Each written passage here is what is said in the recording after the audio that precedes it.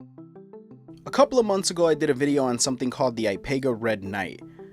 It's basically a Bluetooth controller that your phone rests in between, kind of turning it into like a handheld device. I thought it was really neat and I use it all the time to play like retro emulators and whatnot on my cell phone. Now what I have in front of me today is something along the same lines as the iPega Red Knight, only slightly different. The Mocute 058, or the Super Smartphone Game Companion, as it's labeled here on the box. Now what makes this thing different is the fact that it doesn't have a second analog stick and it's completely missing face buttons. You're still using the touchscreen. So inside the box we have the 058 itself, a set of instructions,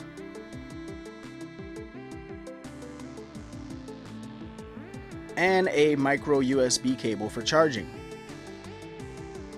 Now outside the box, the first thing I noticed is that you can only set your phone in this device horizontally. Unlike the iPega Red Knight, which you can set your phone in a vertical orientation, this one only allows you to have it horizontally. It's pretty lightweight and actually stretches apart pretty far. I'm sure I could probably get away with putting a 7-inch tablet in this thing as well.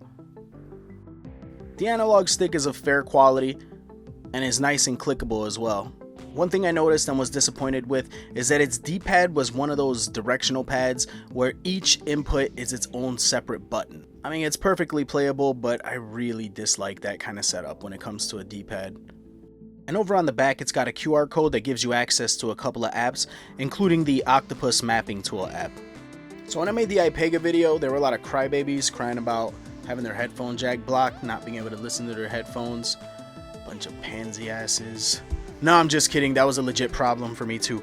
But this one leaves the entire right side wide open so you can listen to your headphones while you're playing, and that's pretty damn cool. Playing PUBG Mobile on this thing felt pretty good, but in all honesty, I got very used to using two analog sticks on this game, so switching to using the touchscreen to aim was a bit of an adjustment for me. This thing worked beautifully for Shadowgun Legends, because Shadowgun Legends is one of those games where as soon as you put the enemy in your crosshairs, the gun automatically fires. This thing was perfect for that.